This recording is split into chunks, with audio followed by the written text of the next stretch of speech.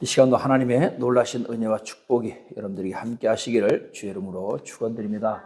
옆 사람 인사합니다. 사랑하고 축복합니다. 자, 오늘은 우리가 예배에 대해서 함께 말씀을 나누려고 합니다. 자, 우리가 예배하면 많은 질문들 가운데 이런 질문을 합니다. 예배는 꼭 교회에서만 드려야 됩니까? 이렇게 질문하는 사람들이 많이 있어요. 영상으로, 유튜브로, 온라인으로 드리면 안 됩니까? 그리고 또 어떤 분들은 예배가 너무 지루합니다. 아니면 이런 분도 있어요. 너무 예배가 정신없습니다. 너무 소란스럽습니다. 이렇게 얘기하시는 분도 있고요. 자, 왜 기독교는 매일 교회에 나라고 합니까? 또 이런 질문도 있어요.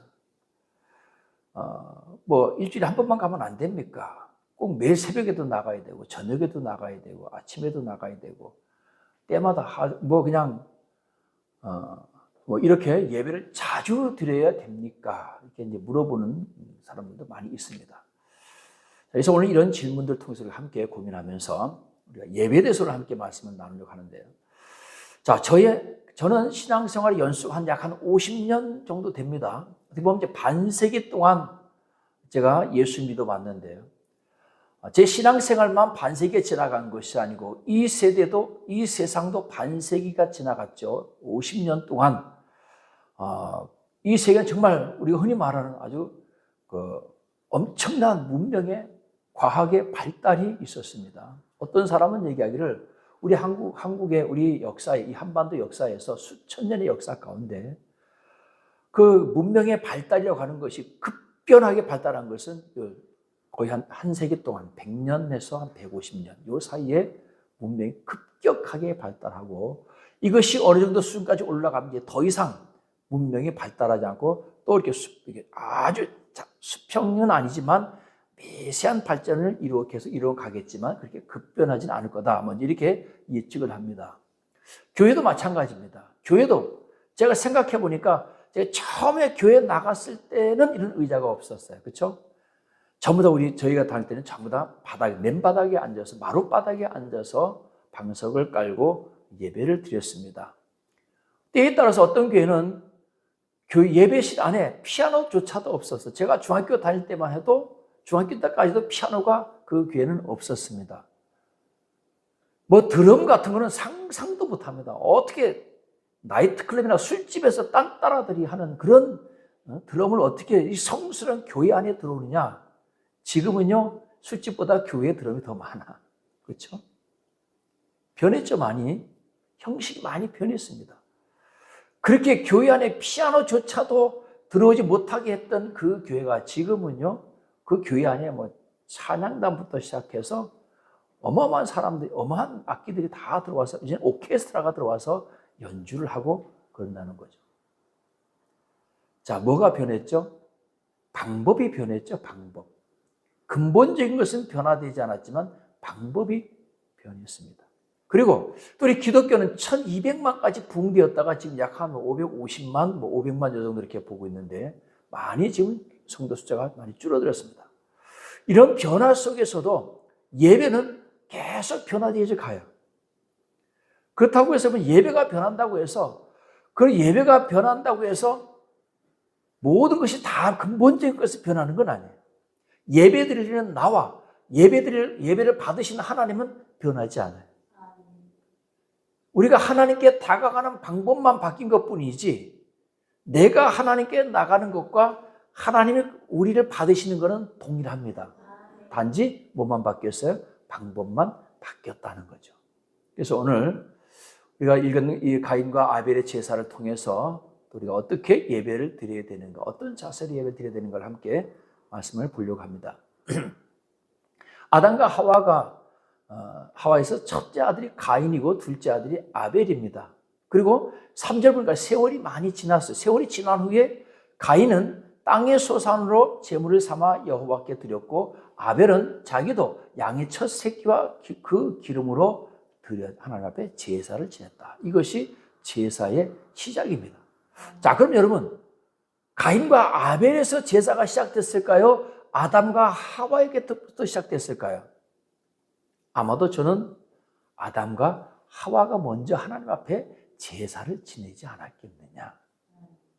그렇죠. 누군가가 가인과 아벨이 시작한 것이 아니고 아담과 하와, 즉 자기 부모님들이 예배 드리는 제사 지내는 그 모습을 보고서 가인과 아벨도 하나님 앞에 제사를 지내기 시작했다라고 하는 것이죠. 그러니까 여러분, 아담과 하와가 하나님 앞에 어떤 제사를 지냈냐가 굉장히 중요한 겁니다. 우리 부모님들이 교회 신앙생활을 어떻게 하는지 자녀들도 똑같이 그대로 보고 배운다는 거죠. 그래서 이 가인도 세월이 지난 후에 가인이 땅의 소산을 가지고서 하나님 앞에 제사를 지냈고, 그리고 아벨은 자기 양들의 새끼를 가지고서 그 기름으로 제사를 지냈는데 왜 그렇게 했느냐? 가인은 농사 짓는 자였고요, 아벨은 양 치는 자였습니다. 그래서 가인이 아벨의 양을 사다가 제사를 지낸 것도 아니고, 아벨이 가인의 땅의 소산물, 곡식을 가지고 제사를 지낸 것이 아니고 내 것을 가지고서 내가 농사 지은 것, 내 소산물 가운데서 하나님 앞에 드렸다. 이게 중요한 겁니다. 자, 그리고 두 번째는 이 중요한데요. 하나님께서 이 제사를 누구 거는 받고 누구 거는 안 받으시는 거예요. 아니, 공평하신 하나님이어야 되는데 공평하지가 않은 거예요. 가인의 제사는 안 받으셔서 하나님께서, 아벨의 제사는 하나님께서 받으셨어요. 왜 그랬을까요? 오늘 보니까 5절 말씀을 같이 한번 읽어봅니다. 5절 말씀. 4절부터 함께 읽을까요? 4절, 5절 같이 있습니다. 시작. 아벨은 자기도 양의 첫 새끼와 그 기름으로 드렸더니 여호와께서 아벨과 그의 제물은 받으셨으나 가인과 그의 제물은 받지 아니하신지라 가인이 몹시 분하여 안색이 변하니. 하나님께서 가인의 제사를 왜 안 받으셨을까? 우리 하나님께서 아벨의 제사만 받으셨어요. 하나님께서 무슨 육식인가? 육식을 좋아하시나요? 많은 또 구속사 관점에서 설교하시는 분들은 아벨은 피의 제사를 지냈는데 가인은 피의 제사를 지내지 않아서 하나님께서 안 받으셨다. 그런데 아직 제사법이 정해지지도 않았어요. 출애굽 때에 그때 가서야 제사법이 정해집니다. 아직 제사법이 정해지지 않을 때문에 하나님께서 양을 드려 곡식을, 또 여러분 제사 가운데 또 소제도 있습니다. 그렇죠? 하나님께서 레위기에서 5가지 제사법 얘기하셨을 때 소제도 있습니다. 곡식으로 드리는 것도 있어요. 그러니까 하나님께서 양만 받으신 것 아닙니다. 곡식도 받으셨어요. 또 비둘기도 받으셨어요. 반드시 양만 받으신 건 아니에요. 비둘기도 받으셨습니다. 왜 하나님께서는 그러면 공평하게 둘 다 받아야 되지, 왜 가인의 것은 받지 않으시고 왜 아벨의 것만 받으셨느냐? 히브리서 11장 4절에 가면 그 결과를 히브리서 기자가 얘기해 줍니다. 믿음으로 아벨은 가인보다 더 나은 제사를 하나님께 드림으로 의로운 자라 하시는 증거를 얻었다. 할렐루야. 어떻게 드렸다고요? 아벨이? 믿음으로 아벨은 가인보다 더 나은 제사를 하나님께 드렸다라고 하는 거예요. 그러니까 여러분, 그렇다고 해서 아벨의 제사가 완벽했다는 건 아닙니다. 둘을 비교해 봤을 때 아벨은 믿음으로 더 나은 제사를 드렸다는 얘기입니다. 그러면 가인은 어떤 제사를 드렸다는 거예요? 믿음 없이 더 나은 제사가 아니라 하나님께서 기뻐하지 않는 제사를 드렸다라고 하는 것을 우리가 알 수 있습니다. 그럼 여기서 히브리서에서 말하는 이 믿음으로라고 하는 게, 그럼 믿음으로 드린다는 게 그럼 어떤 믿음으로 드린 것인가? 히브리서 11장 6절에 보면 믿음이 없이는 하나님을 기쁘시게 하지 못하나니, 즉 믿음이 있어야 하나님을 기쁘시게 한다는 얘기입니다. 단적으로 가인은 믿음이 없고 아벨은 믿음이 있다. 일단 이렇게 우리가 정해놓고 넘어가겠습니다. 자, 믿음이 없이는 하나님을 기쁘시게 하지 못하나니 하나님께 나아가는 자는, 즉 하나님께 나아간다는 얘기는 하나님께 예배하는 자는, 제사 드리는 자는, 하나님께 나아가는 자, 예배하는데 히브리서는 제사가 아니고 예배겠죠. 그 시대는 예배니까. 하나님께 나아가는 자는, 즉 하나님께 예배 드리러 가는 자는 뭘 믿어야 되느냐? 반드시 그가 계신 것과, 할렐루야. 자, 예배 드리러 가는 그 장소에 하나님이 계신 것을 믿으라는 거예요. 반드시 그가 계신 것과 자기를 찾는 자들에게 상 주시는 이심을 믿어야 할지니라. 자, 예배하는 자에게 상 주신다는 얘기는 무슨 얘기입니까? 어떤 의미입니까? 그 예배를 하나님께서 받으시는 거죠. 그 자체가 여러분 축복입니다. 오늘 하나님께 가인과 아벨이 나가서 제사를 지냈지만 가인은 이 말씀대로 한다면 가인은 믿음이 없이 이건 뭐 하나님이 받으시는 게 아니고 그냥 아버지가 그냥 하라니까 그냥 아버지가 교회 가라니까 그냥 어쩔 수 없이 그냥 눈 비비고 나와서 물만 먹고 가는 거예요. 그냥 여기 뭐 그냥 귀찮아서 그냥 되게 이런 청소년들은 자녀들은 보면요 대학교를 간다든지 군대를 간다든지 나중에 독립을 하면 교회를 안 갑니다. 억지로 끌려다녔으니까. 근데 믿음이 있는 사람들 오늘 이 예배를 이곳에 오늘 하나님께서 이 예배를 받으신다. 는 믿음을 가지고 가는 자들은요 어떤 상황 속에서는 그 믿음을 지키려고 애를 씁니다. 물론 저도 믿음 생활을 뭐 그렇게 잘한 건 아닙니다. 잘한 건 아닌데 그래도 꼭 생각 속에 어떤 생각이 있었냐면 예배는 꼭 드려야 된다. 주일 예배는 꼭 드려야 된다라고 하는 어떤 그런 그게 어떤 믿음이었는지 모르지만 잘하면서 그 믿음은 꼭 있었어요. 주일날만큼은 교회에 가야 된다라고 하는 믿음. 그래서 제가 그 운동을 할 때도 제가 체대를 다닐 때도 주일날은 꼭 교회를 가는데 비가 오는 거예요. 비가 오는데 신발을 신려고 보니까 우리가 이제 육상을 하다 보니까 신발이 다 좋잖아요. 그냥 막 신는 신발이 있어야 되는데 보니까 막 신는 신발이 없어. 이거 신발 신고 나가도 비 맞으면 괜히 아까워. 그래서 맨발로 교회를 갔어요. 생각해보세요. 대학생이 맨발로 주일날 교회를 갔다니까. 그러니까 교회 가니까 지금도 생생해. 눈에 생생해. 교회에서 안내하시는 그 여자 권사님들이 놀라시는 거. 맨발로 교회 왔으니까 좀 이상하다 생각했을 거예요. 저는 신발이 아까워. 젖는 게 아까워서. 그렇게 교회 갔어요. 군대 가서도 마찬가지입니다. 종교 생활할 때는 훈련소에서도 물론 가다 단 한 번도 눈을 뜨고 예배를 드려본 적이 없어. 가서 잠을 잤지만 그래도 교회를 갔어요. 뭐 초코파이 주기 때문이 아니라 저는 그런 생각은 아예 가져본 적 없는 것 같아요. 주일이니까. 자대 배치 받고도 주일날 교회 종교 활동에서 항상 교회를 다녀서 나가려고 애를 썼습니다. 이것이 어떤 믿음이기보다는 어떤 마음속에 내 마음속에 교회를 꼭 가야 된다라고 하는 주일날은 교회를 꼭 가야 된다는 그런 믿음이 있었어요. 우리가 가자리에서 우리 그 장로교회 다닐 때도 주일날뿐만 아니라 뭐 이제 중고등학교 때죠. 고등학교 때 갔으니 고등학교 그 이후에 밤에도 혼자도 교회 가는 거예요. 거리가 꽤 멉니다. 산 등성이 넘어가는데 공동묘지도 있어요. 그 개간하면서 공동묘지 한 곳으로 다 모아놓은 곳이 있는데 그곳을 지나가야 되는데 비가 오는 바람에 막 공동묘지가 막 무너져 내리고 깎인 곳도 있어요. 무서워도 거기 가는 거 막 그냥 찬송을 부르면서 막 뛰어갑니다. 그때 뛰어가는 거예요. 뛰어가 제일 좋은 거예요. 교회가 다 보이잖아요. 동네가 보이면 마음이 놓여요. 그렇게 교회를 갔다 와야 마음이 편해요. 제 어린 마음에 어떤 그것이 하나님이 계셔서 그것이 하나님 계시고 하나님께서 내 예배를 기뻐 받으신다. 뭐 그런 마음에 간 건 아니에요. 어린 마음에 어떤 마음이 있어요. 교회는 주일날 꼭 교회를 반드시 가야 된다라고 하는 그 가르침, 교육이 있었잖아요. 어렸을 때부터, 주일학교 때부터. 그렇게 들었기 때문에 그 믿음으로 교회 간 거예요. 여러분, 가인은 하나님 앞에 나가서 제사를 지낼 때 이거 하나님이 받는 거라고 생각하지 않은 거예요. 그래서 성경은 뭐라고 얘기합니까? 뒤에 가서 말씀을 또 나누겠지만 뒤에 가서 말씀을 나누도록 하겠습니다. 그래서 오늘 아벨은 제사를 받으시는 이가 하나님이심을 믿었다는 거예요. 내가 오늘 제사를 드림으로 이 양을 하나님께서 받으시고 내게 상 주시는 분이심을 믿었다는 거예요. 오늘 사랑하는 여러분, 그 믿음을 가지고 나와서 하나님 앞에 예배를 드리기를 주의 이름으로 축원드립니다.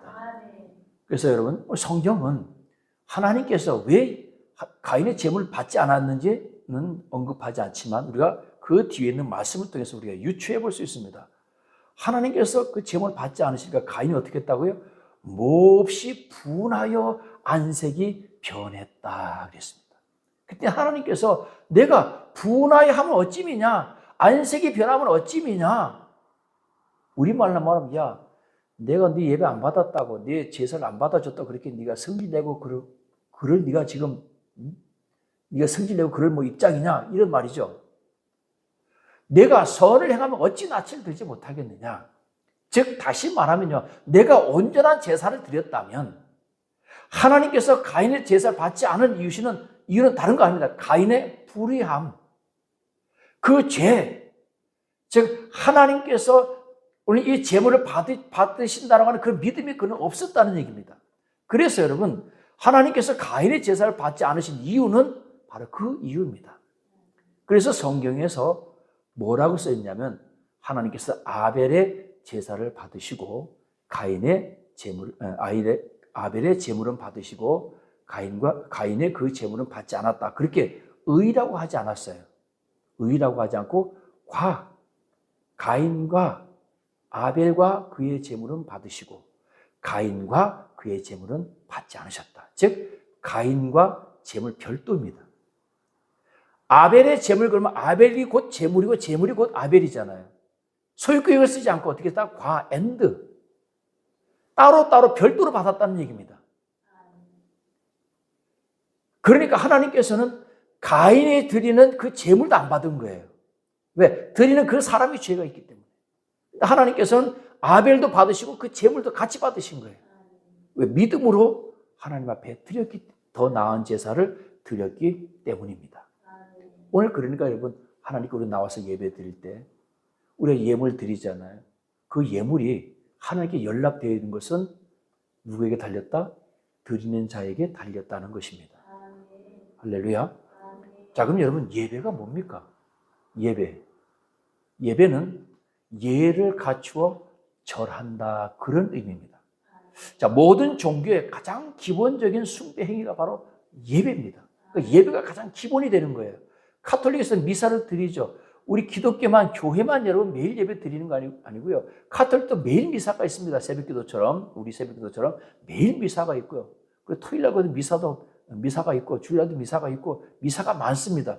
불교는 예불이라고 하죠. 고등종교가 됐든 하등종교가 됐든 토테미즘이 됐든 뭐 샤머니즘이 됐든 어떠한 종교든지 그 숭배하는 신에 대한 예배가 있습니다. 그 예배가 기본입니다. 그리고 그 예배를 통해서 신의 이름을 높이고 신을 경배하고 신을 찬양합니다. 우리가 드리는 이 주일 예배 역시 동일합니다. 하나님께 경배하고 하나님을 찬양하고 하나님의 이름을 높이고 우리가 하나님께 기도하고 말씀을 통해서 하나님의 말씀을 듣고 그 말씀대로 살아가기를 결단하는 그 시간이 바로 예배인 줄로 믿으시기 바랍니다. 그러니까 가인과 아벨의 제사로부터 지금까지 제사, 즉 예배는 계속 되어져 왔습니다. 변하지 않는 것 하나, 드리는 자와 받는 자는 동일하다는 것. 드리는 나와 예배를 받으시는 하나님은 언제나 동일하는 것. 그런데 바뀐 것은 그 과정이 바뀌었어요. 가는 과정.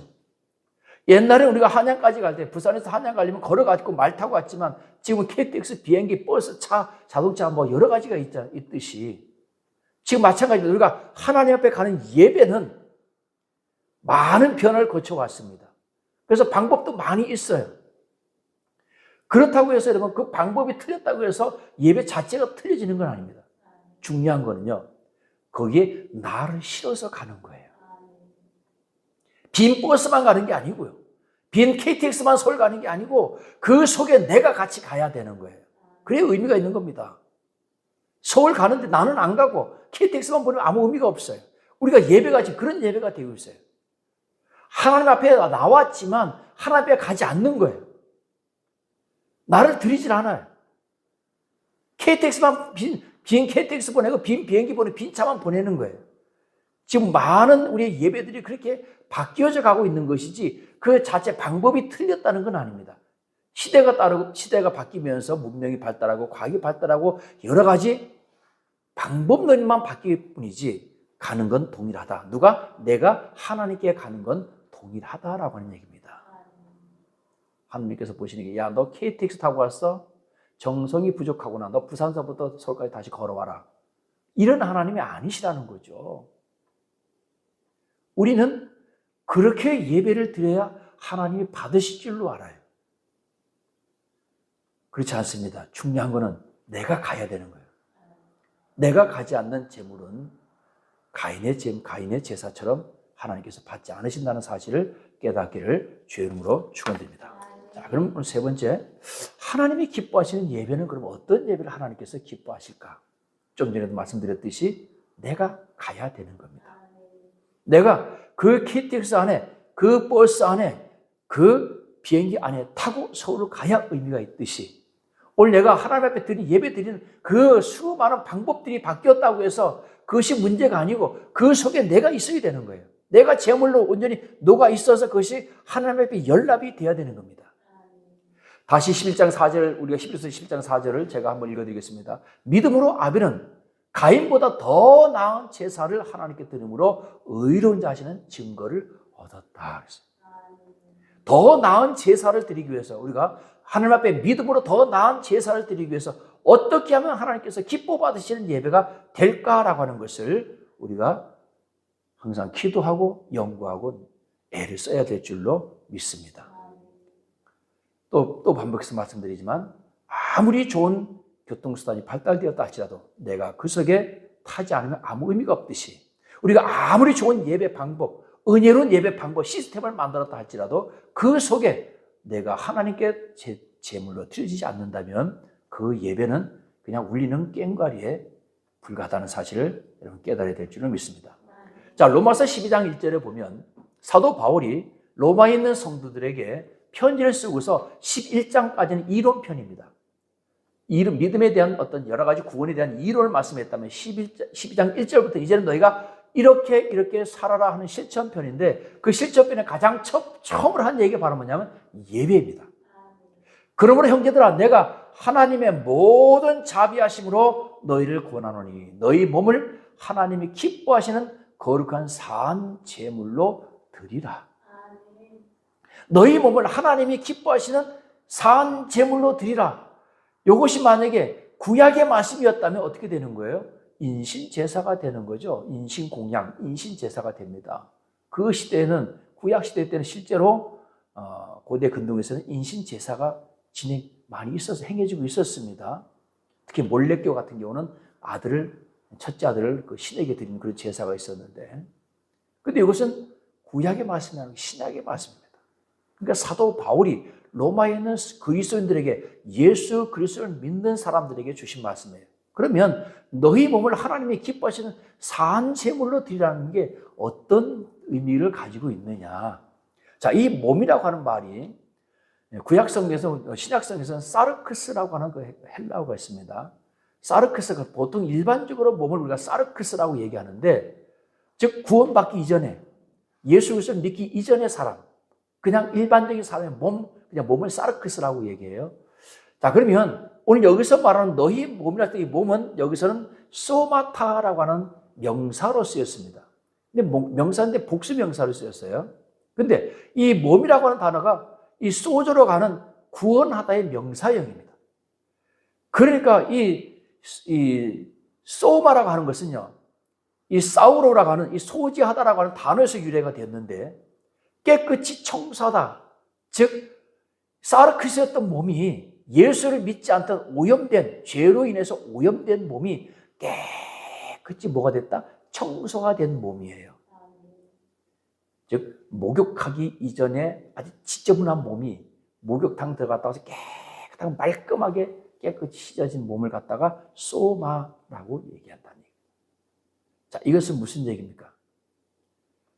사르크스가 바로 예수 그리스도로 말미암아 새롭게 소재되어서 소마의 몸이 되는 것, 즉 죄인이 의인이 되는 것, 누구로 말미암아? 예수 그리스도 보혈의 피로 말미암아. 죄인 되었던 인간이 예수 그리스도로 말미암아 의인이 된 사람, 즉 그 구원받은, 여기서 너희 몸이라고 하는 것은 다시 말하면 그 로마에 있는 성도들에게 하시는 말씀이거든요. 너희 성도들아, 하나님이 기뻐하시는 산 제물로 너희를 드려라고 했을 때, 그럼 그 산 제물이 무슨 의미냐? 그 산이라고 하는 이 조산이라고 하는 단어인데요, 살아있을 때, 즉 계속적으로 이런 의미가 있습니다. 계속 살아있을 때, 살아있는데 어떻게 살았냐? 계속적으로 살아있는 거예요. 죽으면 안 돼.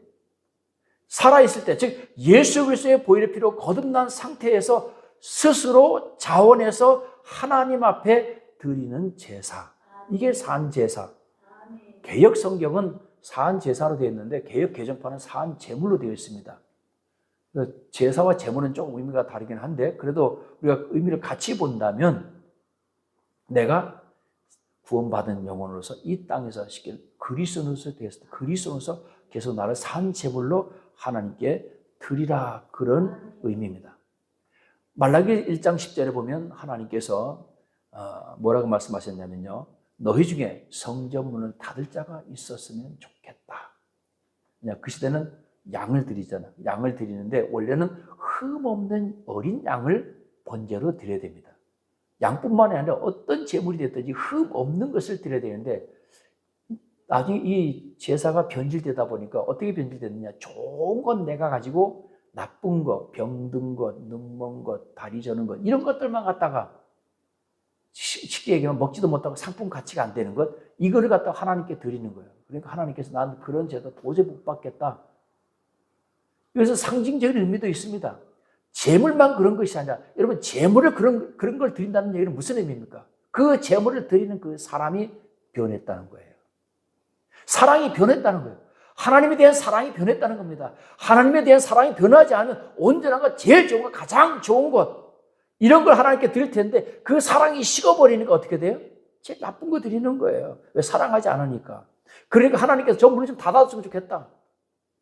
오늘 사랑하는 하나님은 우리가 하나님 앞에 예배 드렸을 때 내가 흠 없는 제물이 되었을 때 예수 그리스도의 피로 정결해져서 내가 하나님 앞에 드려질 때 하나님께서 그 제물을 우리를 기뻐 받으신다는 얘기입니다. 결국 뭐예요? 우리가 하나님을 사랑하느냐 안 하느냐, 내가 하나님을 사랑해서 하나님께 가까이 나오는 것과 하나님을 사랑하지 않음으로 인해서 하나님께 가까이 나오는 것은 천지 차이라는 거죠.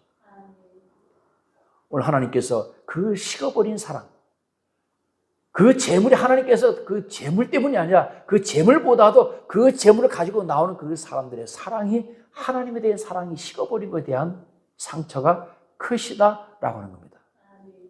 그래서 우리는 늘 하나님 앞에 나와서 예배 드릴 때 우리가 하나님에 대한 사랑을 다시 고백하는 저와 여러분 되시기를 주의 이름으로 축원드립니다. 그 사랑 고백이 바로 뭡니까? 예수 그리스도를 통해서 나를 구원하신 그 은혜에 감사하면서 끊임없이 우리가 주님을 사랑하고 주님을 찬양하고 주님께 영광 돌리는 삶이 되어야 될 줄로 믿으시길 주의 이름으로 축원드립니다. 계시록 3장 1절에 보면 사대 교회의 사자에게 편지하기를 하나님의 7 영과 7 별을 가진 이가 가라사대 내가 내 행위를 아노니 내가 살았다는 이름은 가졌으나 죽은 자로다, 그런 말씀이 있습니다. 여기서 살았다는 이름 바로 뭐예요? 그리스도인이라 칭함받는 게 바로 살았다는 이름입니다. 즉 그리스도인이라고 하는 것은 종교적인 신앙행위 플러스 그리스도의 교훈을 실천하는 삶을 사는 사람들을 갖다가 그리스도인이다, 우리가 흔히 말하는 크리스찬이다, 그렇게 얘기한다는 얘기입니다. 우리 사랑하는 여러분, 나는 정말로 기독교인인지 아닌지를 여러분들이 스스로가 점검해보는 그런 저와 여러분 되시기를 주의 이름으로 축원드립니다.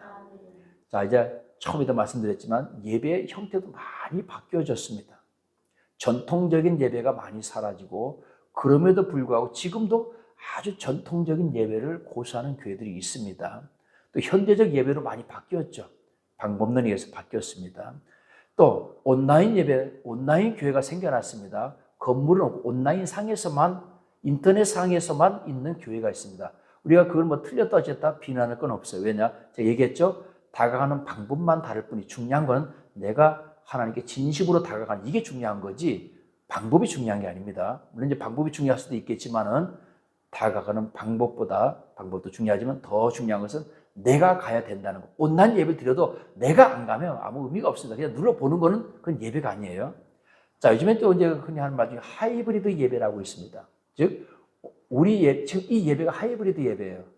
대면 예배를 같이 드리면서 같이 유튜브를 통해서 예배를 드리는, 이제 하이브리드 예배인데 지금은 많은 교회들이 이렇게 하고 있어요. 여러분들 유튜브를 켜고 라이브를 켜면 많은 교회들이 이렇게 라이브로 지금 실시간으로 예배를 방송하고 있습니다. 이걸 갖다가 하이브리드 예배다. 그렇게 얘기합니다. 자, 공통점이 있어요. 자, 계속 강조하죠. 드리는 나와 받으시는 하나님은 변함이 없다. 할렐루야. 그 과정 속에 방법만 바뀐 것, 수단과 방법만 바뀐 것 뿐이지 하나님께 나아가는 것은 똑같다. 할렐루야. 우리가 하나님께 나아갈 때 어떻게 나아가야 되느냐? 이게 중요한 거예요. 어떻게 나아가야 된다고요? 반드시 그가 계신 것과 내가 온난 예배를 드려도 그곳에 하나님이 계신 것을 믿고 나아가야 되는 거예요. 반드시 그가 계신 것과 자기를 찾는 자들에게 상 주시심을 믿고 하나님 앞에 나아가는 거예요. 이게 예배, 진정한 예배가 되는 줄 믿으시기 바랍니다.